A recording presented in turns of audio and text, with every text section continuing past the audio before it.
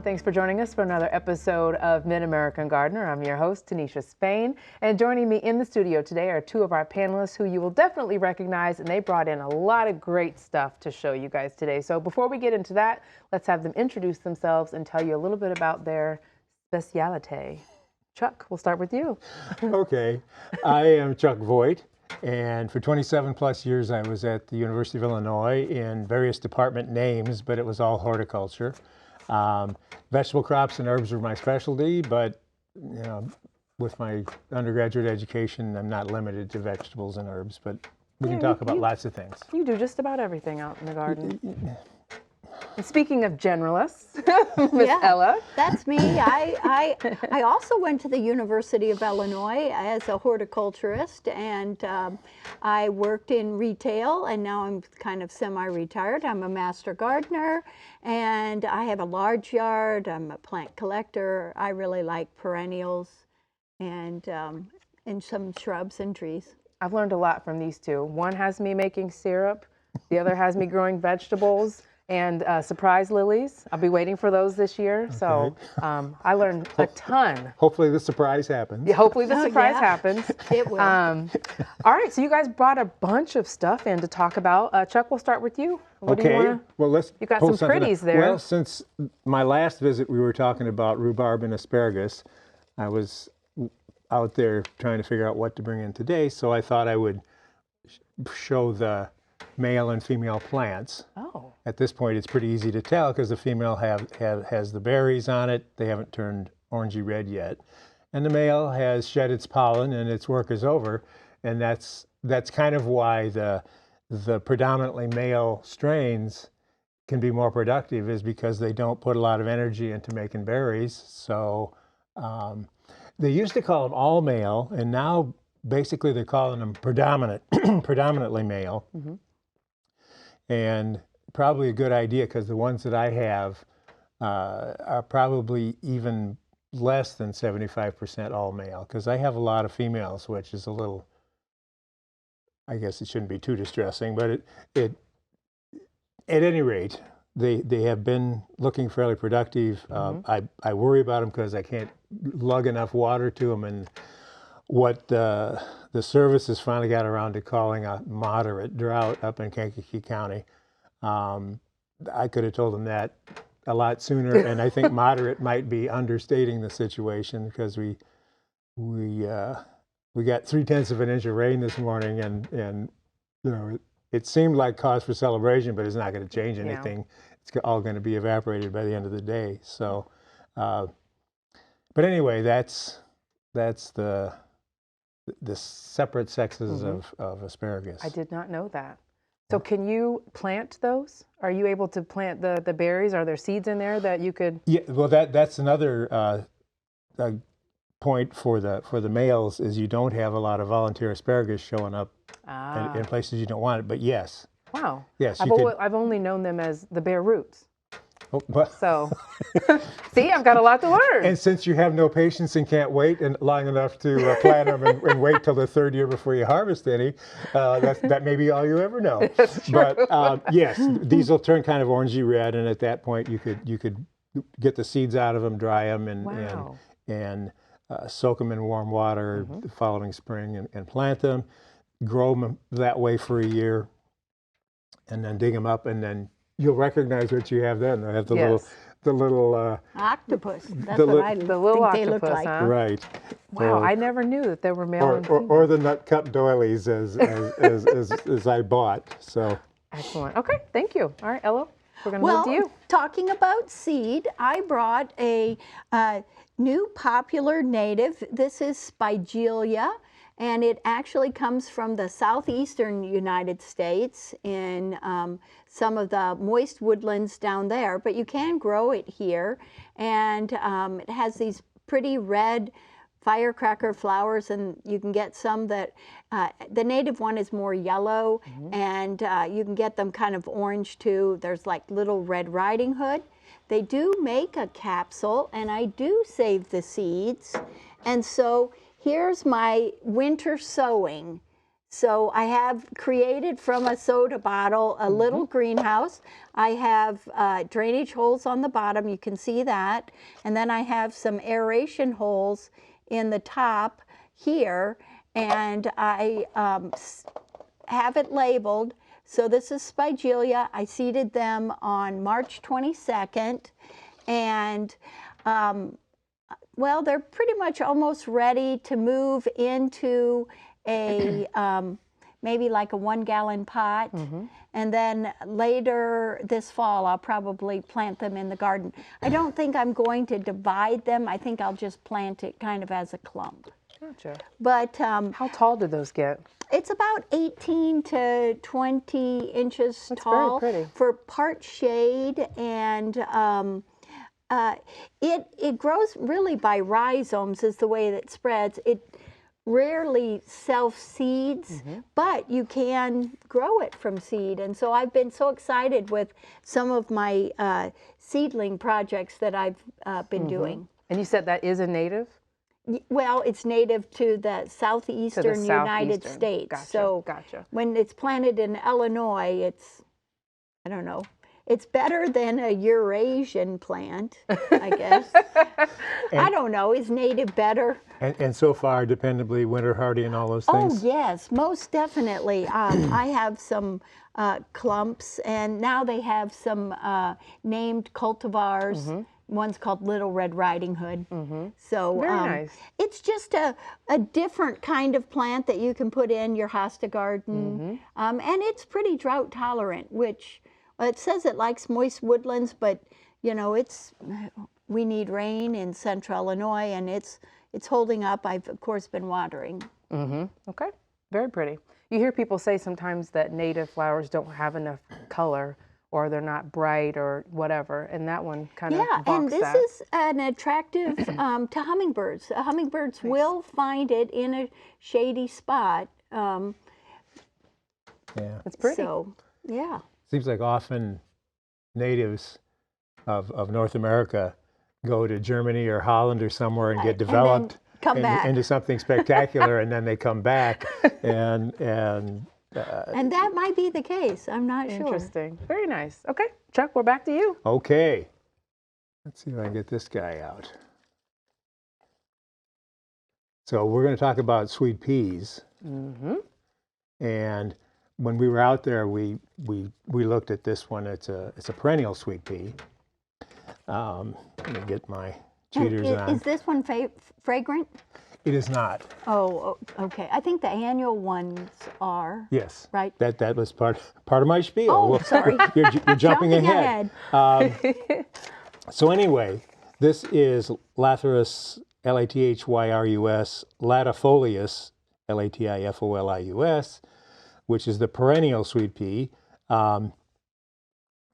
It is a very hardy perennial. It grows in sandy soil up where I come from, and is pretty heat tolerant. Obviously, drought tolerant. It's doing pretty well this year, which is a real test. The limiting factor in terms of sweet pea lovers is that it doesn't have that wonderful sweet pea fragrance. But the positive is that the Lathyrus odoratus, the annual sweet pea, is not heat tolerant at all. And it's hard for us here in this part of the Midwest to get them planted early enough so that the annuals can do their full flowering regime, because it gets so hot and usually dry, and they don't stand up to that really well at all. And there really isn't time to start them mid-season and do them in the fall. So we're not really annual sweet pea friendly in this part of the world all that much, but this perennial does well. I want to say possibly like in places like the Pacific Northwest, it can be a little invasive, self-seeding. I have not had that problem. Okay. I have 2 plants, and How does it grow? Does it climb? Does it expand? What do we? yeah, What kind of space do you need for sprawls. this? It sprawls, yes. Sprawls. It sprawls, and if you put like a discarded tomato cage over it, you might be able to get it into a columnar sort of a shape. But Got it. it's basically if given something to climb, it would. I can see the little it would climb it. tendrils. Yes, it has little pea tendrils, And unfortunately, neither of them, the pods are not edible. So they're not, although they're somehow related to the garden peas, they're not edible. So they're just pretty, and this one is great. And my uncle was bringing in some fill dirt to put at the end of a new culvert, and accidentally planted one there, and it was there for years and years and years, and just the soil that he brought in with it was just pure blow sand from one of the dunes up in the Kankakee area. So, but Very pretty. this It one is lovely. has been just persevering. I probably planted it 25 years ago or something, and I have this one. I have a white one. I was just going And- to ask and- if it and came in different colors. It's like shades of from this dark pinky mauve, light pink, white. I don't know that at least that I've seen. I haven't seen a lot more color variation. That would be the other thing that the annuals have. They have wonderful color Right. saturation and combinations. So I don't necessarily want to discourage trying annual sweet peas, because if you can be successful, maybe kind of in a location where you can keep them really well watered, and maybe just a touch of shade so that they're not baking in the sunshine. When you can get them, they're wonderful, and these are pretty easy. Do they bloom all summer, or is this Pretty much. Yeah. Pretty much. This has just come out good in the last week or 10 days, and will continue to flower. Although as it we can see all the buds that are coming. Like other things, it's going to start setting up pods, and as it's ripening those pods, it might slow down a bit. This year, it might slow down a lot because having a drought this early is not a good thing, because it usually intensifies as we go later. So Yeah. Ella, we are back to you. Oh yeah, I'm And- talking about syrup. I was going to say, everybody's dying to talk about this jar. Okay, so I did make maple syrup, and we did a show on that, and a friend of mine shared a recipe for what is a pine cone syrup. And so this is Mugolio.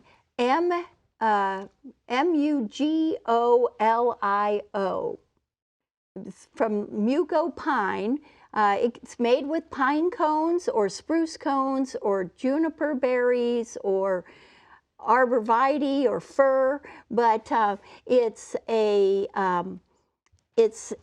I chose spruce cones, and you could probably still do it. I started this the beginning of June. I probably could have started it earlier, so you could use different pine cones or spruce cones, and you need to pick the green ones, not the dry ones, but you just pack cones, as many cones in a jar, and then you add 2 cups of sugar. And you don't want to use a white sugar. You want to use like a brown sugar or a turbinado sugar or a raw sugar, something like that.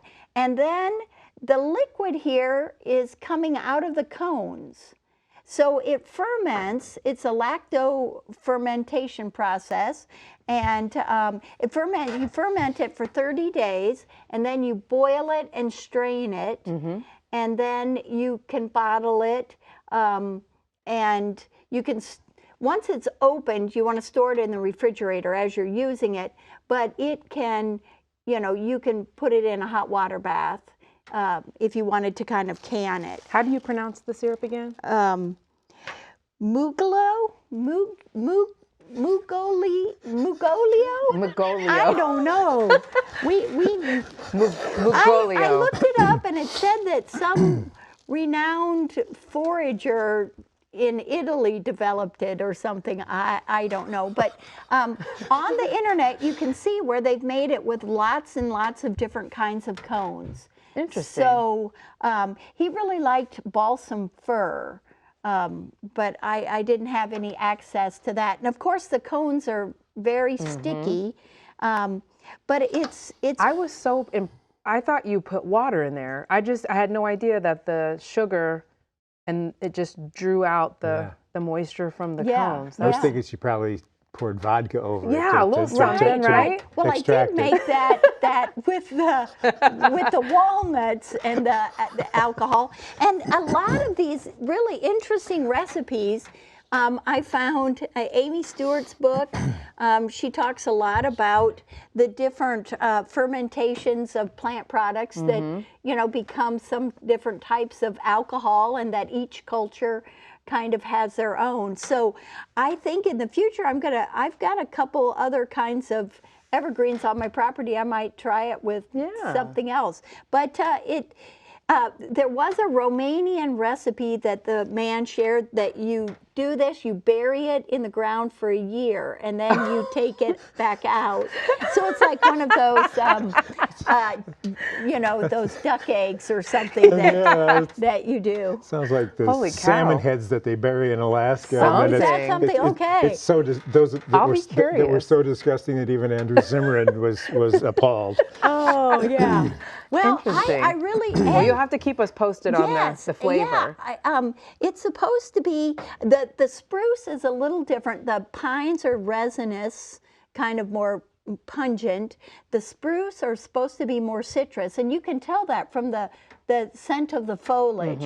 And spruce tips are used in, like in a brewing beer, and there's, some other alcohols that they do, but I think he thought fir was the best. He thought arborvitae was really interesting, and of course juniper berries, kind of thing. So I'm giving it a try. Well, keep us posted because I'm right. excited to hear how that turns out. All right, Chuck, we're back to you. Okay, we'll get these guys out. These are Sweet William, Okay. which is Dianthus barbatus, and they come in a wide range of colors and color patterns, from even darker red than this, almost black, to white, and then different combinations. If you look closely at the flowers, some of these, there's lots of little tiny patterns within some of them. This one comes out one color and then gradually changes to another. So you get these strange looking clusters like it's some chimera going on. They start out biennials. So I started these last summer, got them planted and established, and they come up and flower the second year. You could call them a biennial, but they do last for several years, and then they reseed themselves a bit too. So they tend to be perennial in a spot, whether or not the plants are perennial. But mine have already made lots of side shoots, so I'm if they don't die of thirst, they should be fine. These have already been out for weeks and are showing promise to stay out for weeks longer. So they're just wonderful. They are really They pretty. have just a little bit of that carnation-y kind of a spicy Kind of a clovey scent. clove. Yes, kind of like a clove pink. They're in the pinks genus, along with carnations and true pinks and some of those wonderful little guys. Do you know why they're called pinks? I do not. I don't. No. You don't, Ella? I don't I would know. have thought Diane would have been all over that with you back in the day. I must have forgotten. Failed. If you look at the edge, it's pinking dentate. shears. It looks like the edges have been cut with pinking shears. Oh, You're familiar with pinking see shears. what I'm saying? And so that's- Every time I learn something. That's how they came to be called pinks. Pinks. They've been a family favorite. Yes. They make me think of my brother, who always had a patch of them.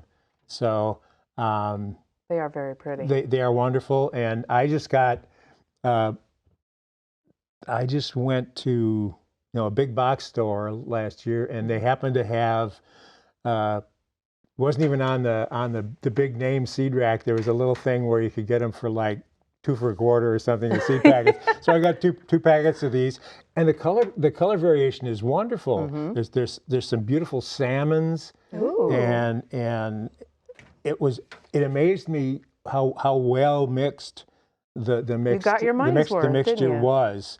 But so I got those going again. My mother bought one that was basically black, although it's just a deep red.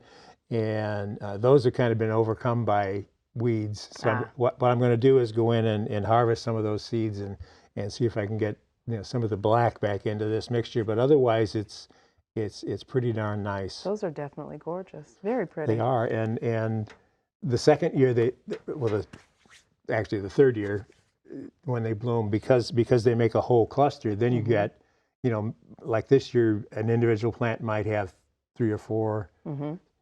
There might be 10 or 12 in the cluster, and the whole thing kind of widens out. So for the first 3 or 4 years, they're quite nice, and then, like other things, the weeds tend to catch up with them. But that's Dianthus barbatus, and carnations are Dianthus caryophyllus. And there's lots of things that are called pinks, so they just list those as Dianthus species. But got it. Okay. All right, Ella, we've got one more from you, right? Okay, right, yeah. The grand finale. No, it's not a finale, but it's the showstopper. it's an amaryllis. And so I just wanted to share how I do my amaryllis, because I'm a lazy amaryllis gardener. And so I grow them in a pot, not in the ground, which you can grow for the summer in the ground. And then in the fall, usually about the end of September, I just take them into the basement. I stop watering them. I put them in a box. And of course, the foliage will all dry up. And that's where they stay. They stay. I don't bring them out to force them for Christmas. I just wait until spring, and it's usually sometime in May when I finally bring them out. But this is one that's, you can see it's been in the pot a long time because there's a lot of offshoots, which I could divide. I do use some slow release fertilizer, and the trick with the amaryllis is to grow the foliage throughout the summer so that they will get enough energy in the bulb to rebloom. I really don't ever repot them or anything. They're very low maintenance. Yes. And when I see that flower stalk, because I usually force mine in the winter, it's like my hang on to spring. When I see that flower stalk come up, I just get like a baby tear right here, because it's just something, when I'm dying for color in the wintertime. I know that's very dramatic. But yeah. Well, they're very, very dramatic flower. They are. So we go together.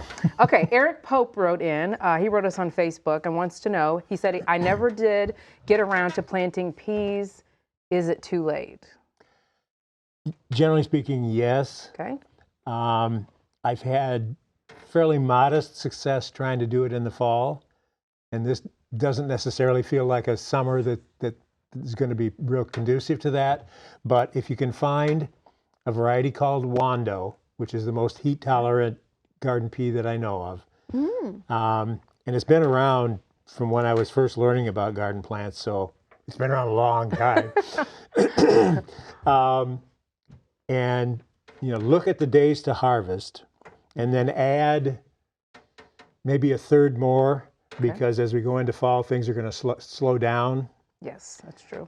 So try to get them started whenever that is, and allow some time for harvest at the end, because if you just get them up to where they freeze when the first pods are on them, that's going to be disappointing. Yeah. And don't expect wonders, but Yes. you might be able to harvest a few if you do it that way. Okay. All right. We've And got then it. Oh, I'm sorry. And keep them well watered. I was just going to say. And maybe plant them in the shade of your tomatoes or something where they're not going to just bake when you get them started in whenever it turns out that it is right to do that, probably July, but I'm not, that's a guess. Okay. And you guys have mentioned, we've got about 2 minutes left. You both talked about it being very dry. Any survival tips out there for folks other than lugging water and hoses, but any, what are you guys doing to help your gardens and your lawns limp along? I'm mainly getting pretty depressed, but if I had to keep some things going, probably a thick mulch would be good. Although at this point you're trapping dry soil under mulch, Sure. which is not ideal. If you can water and then mulch, you can hang on to that water that you're putting on a lot longer, and then You know, Cross your somehow you're going to have to get water to these things because they're hurting already, and it's barely into June. It's probably so far it's been the worst drought year I've seen since 1988.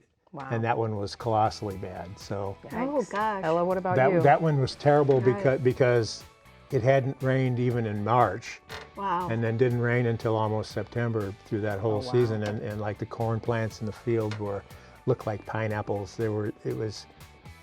Well, hopefully we don't get That to was that point. devastating, and I'm hoping we get a drought breaker somehow. I hate to wish for a hurricane, but if a hurricane would happen to hit the Gulf Coast and come up the Mississippi, take a swing up. come up the Mississippi instead of the Ohio, and give us a good soaking rain, I would not fight with that. Yeah. All right. Ella, Right. anything for you? Well, Any tips? Got about 30 I've seconds. purchased a bunch of plants, and right now I'm just holding off watering them. I've got them together in their pots. I'm not planting them because, you know, I'll forget one where I put it, so it's easier to water this group now and wait for the weather to change before I set out these plants, or at least, again, I'm hoping for that. Okay. And yeah, we're just hauling water. Well, thanks, Yeah. guys. We're out of time. I appreciate it, and appreciate you so much for watching. If you have any questions, send them in to us at yourgarden@gmail.com, and we'll see you next time. Good night.